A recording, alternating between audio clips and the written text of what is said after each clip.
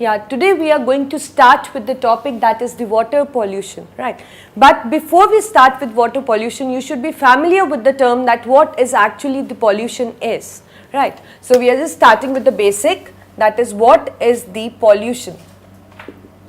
See, pollution is actually contamination of any substance with undesirable and harmful substance. Suppose we have air, right? So if in air there are certain substances present which are harmful and they are undesired, that means they are not serving a constructive constructive use for the air. So that means they are just regarded as the pollutants and they are just polluting the air.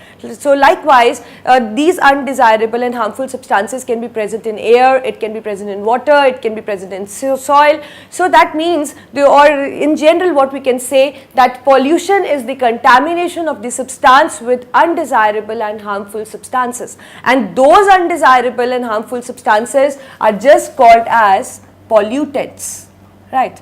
Now the question comes, like, what is the basic nature of the pollutants? So you should know that these pollutants can be physical in nature, they can be chemical in nature, and even they can be biological.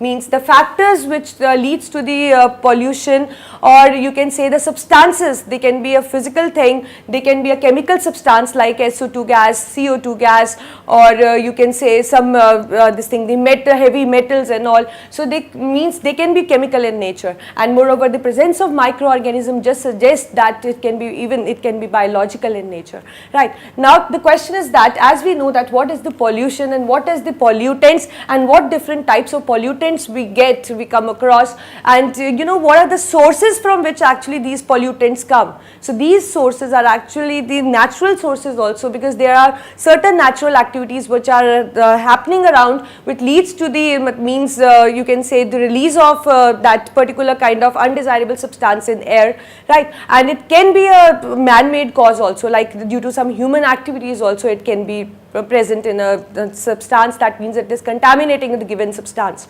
So that means their source can be natural, and even their source can be the man-made activities also. So now we are just going to discuss about the water pollution. That means you are familiar with the pollution, you are familiar with the pollutants, that the type of the pollutants, and even you are familiar that what are the sources, right? I'll just sum up here. So the sources can be man-made and the sources can be natural, right? Now the same is applicable for the air pollution, same is applicable for the water pollution, and same is applicable for the soil pollution. But what they differ in? They differ in the type of pollutants, or you can say they differ in the substances, those harmful and undesirable substances which are present in that given substance, whether it is air, whether it is water, or whether it is soil. So at this moment we are just going to start with the water pollution, just to look for it what kind of substances are just polluting water and what adverse effect do they have, and whether we are affected or not by that presence, right? So if somebody asks you what is water pollution, if somebody asks you what is air pollution, so definition is definitely going to be same.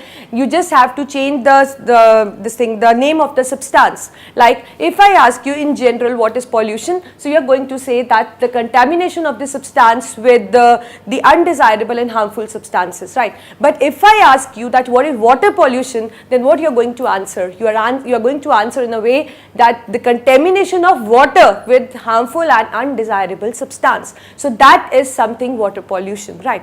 So that means obviously there are undesirable and harmful substances which are present in water, that is just contaminating the water.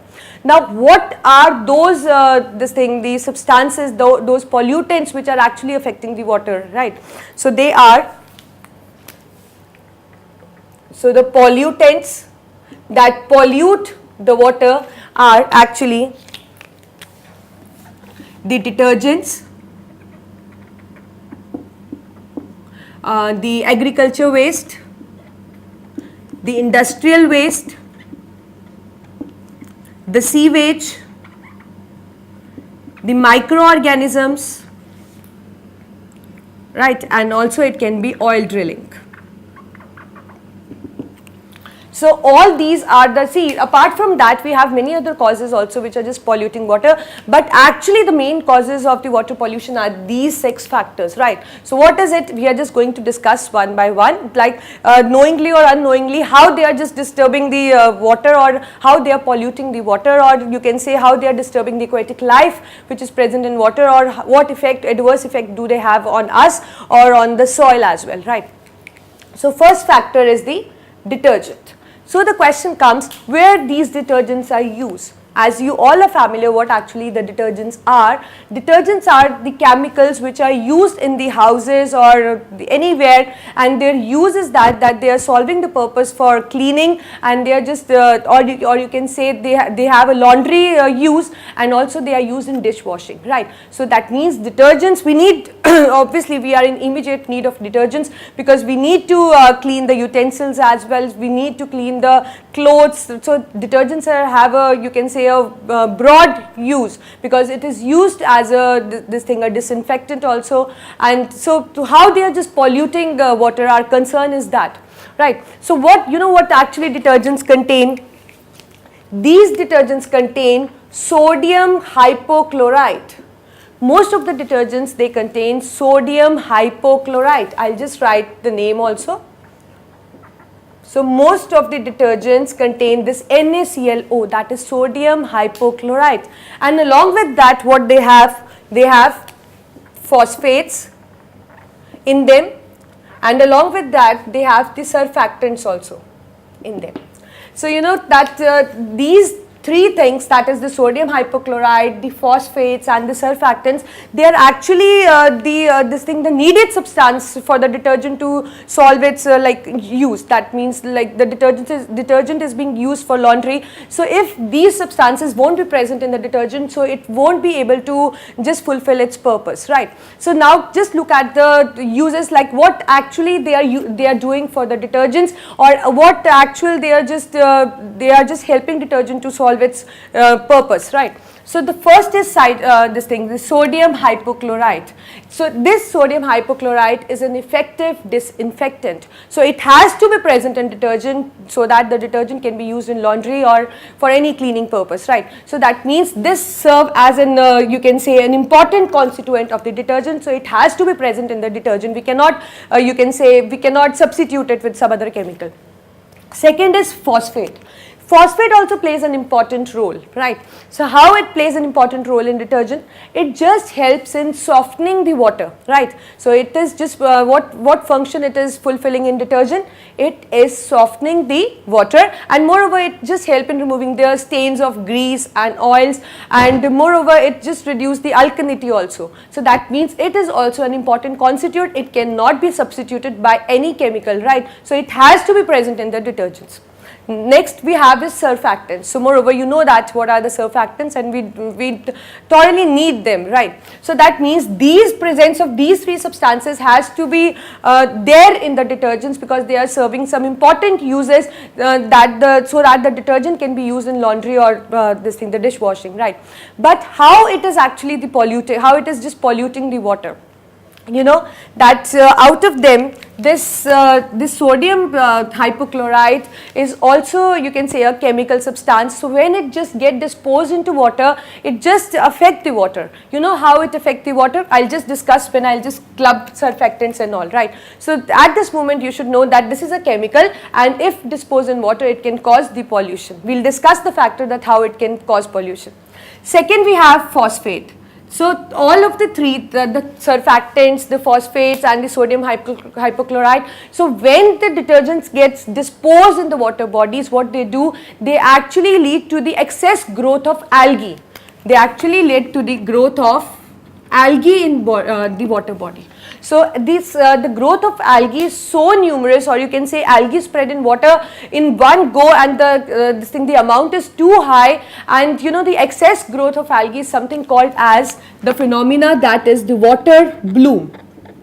So I can say that when these chemicals are just disposed into water, they lead to the excess growth of algae, or you can say they lead to water bloom. Now the question must be arising in your mind that how water bloom is polluting the water bodies, or how the presence of algae is just affecting the water. So you know that, do you know that this water bloom, what does it do, like how it affects the water? This excess growth of algae takes all the oxygen which is present in the water bodies, and when it just extract the amount of the excess of oxygen from the water bodies, how the aquatic life is going to respire in that case. So that means this water bloom will just affect the aquatic life because they will deoxygenate the water. That means the water, the oxygen level in the water will just fall, and the aquatic life won't get the oxygen for the respiration. So what will happen to the aquatic life? Obviously they will die. So that means this water bloom actually leads to the this thing, eutrophication. This whole phenomena is called as eutrophication, and this is something very important, and you get in exam, and like it is a very important term which you often come across as a question in paper, that what is eutrophication or how it is caused, right? So what is the, you can say, a technical term which is used for eutrophication. So if somebody asks you about eutrophication, so just say that excess disposal of chemical into water bodies leads to the excess growth of algae, that is called as water bloom. And what does this water bloom do? This water bloom just it deoxygenate the water. That means it extract the excess amount of oxygen from the water bodies, leaving behind less oxygen, which is you can say the amount is so minimum that it is not fulfilling the demand of aquatic life. So they don't get oxygen for the respiration, and when they will not get the oxygen for the respiration, then how they will survive? Obviously they are going to die. So eutrophication is something, a phenomena that happens when the chemicals just get disposed into water bodies, leading to water bloom, leading to deoxygenating water, and just affecting the aquatic life. So this is actually how the detergents are just you can say they are this thing affecting the water, right? Because they are affecting the water life, aquatic life. So obviously they are just you can say they are just polluting the water. So I think it's clear that how the detergents are just affecting the or how they are acting as a water pollutant. Second we have is an agriculture waste, right?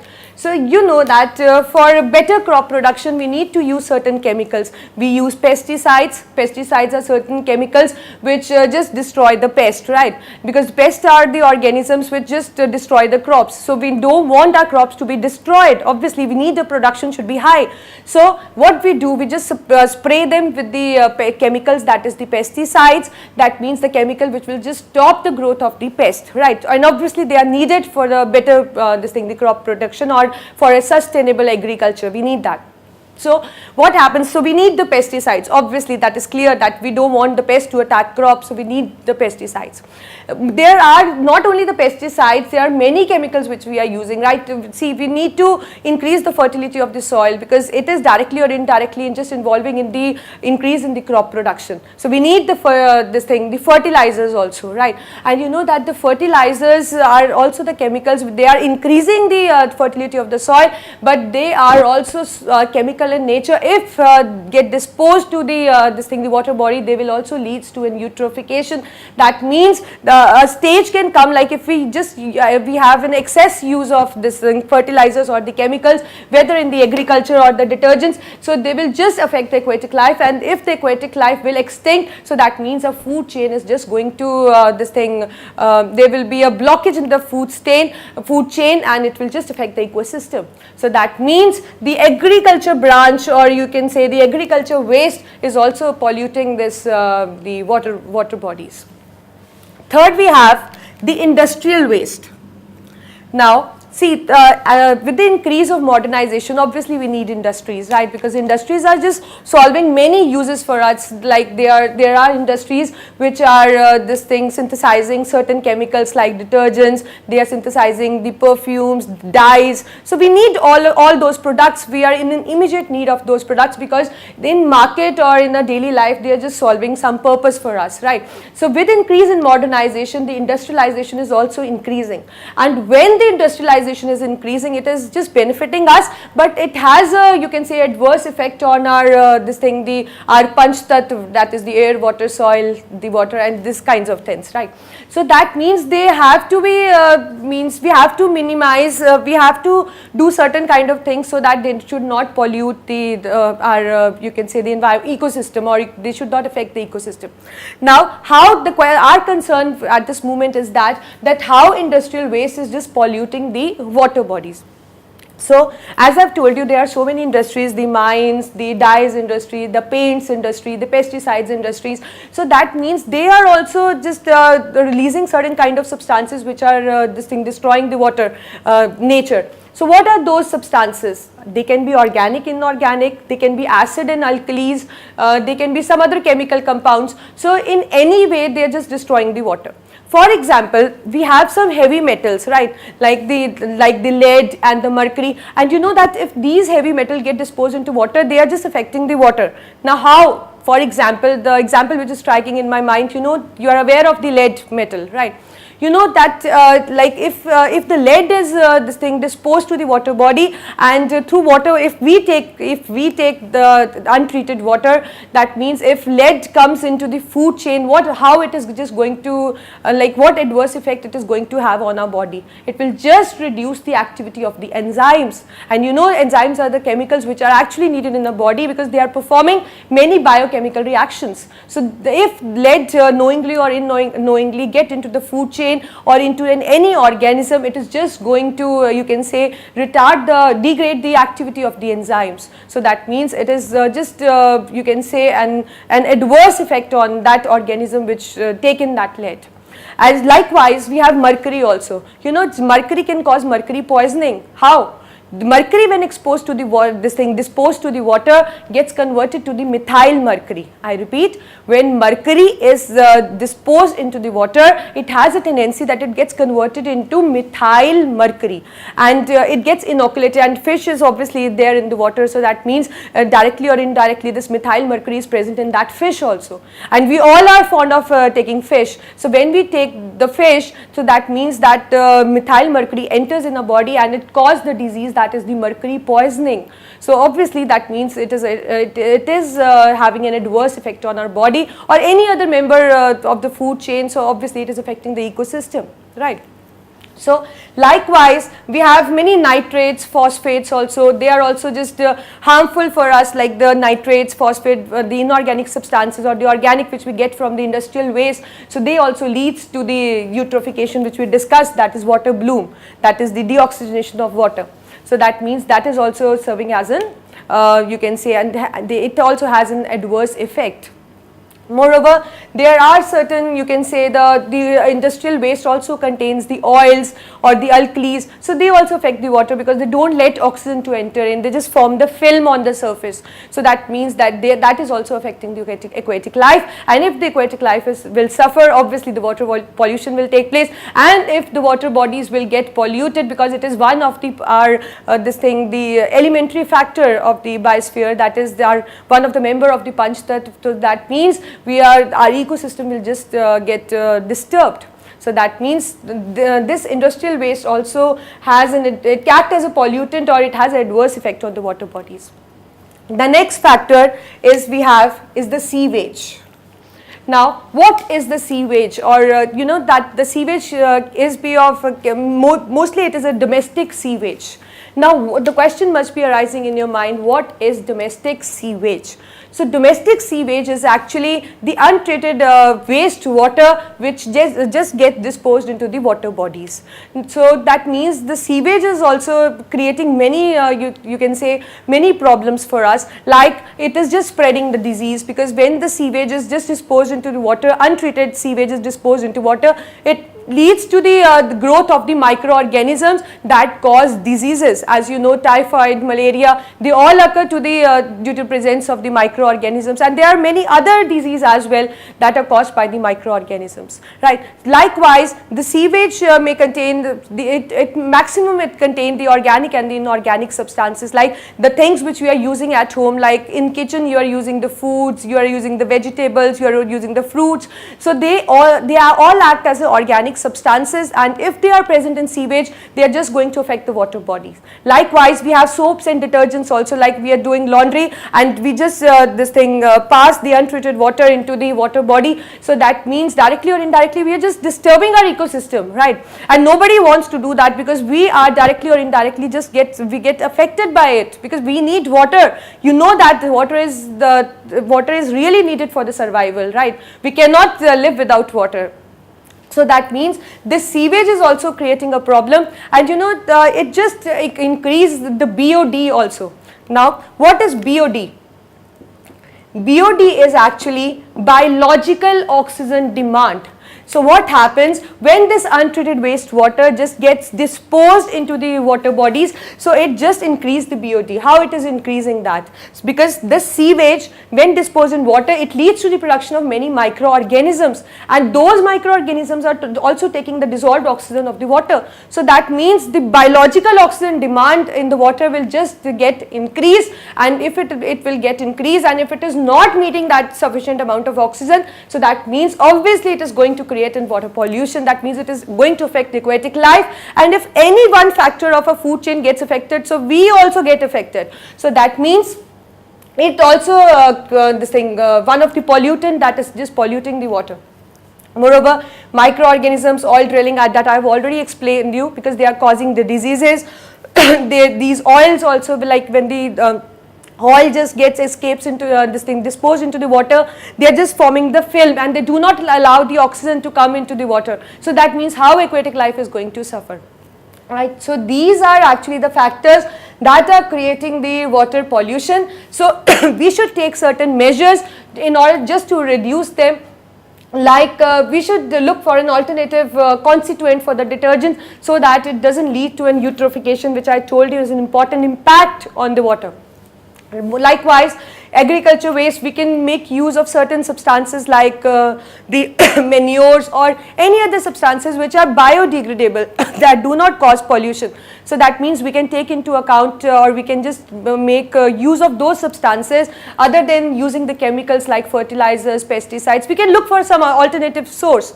Obviously, the science is just you can say the scientists are all working in the different fields. They are just looking for the alternatives, because we need a substance which fulfill all our purposes and should be eco-friendly as well, right? So the scientists are all working in the field. So we can just upgrade our education, and we can just take some measures, or we can just invent something. We have this kind of zeal in us that we can do something like that, so that we can just remove an impact of this agriculture waste or the chemicals on the water bodies, and can save aquatic life. Likewise, industrial waste or sewage, we can treat water before disposing it, right? So that means we can do a certain measures, and even the government should make certain organizations who can work on this part, who can just educate people about this water pollution or the importance of the water, so that we can just you can say reduce the effect of these harmful substances on the water and just get rid of the water pollution.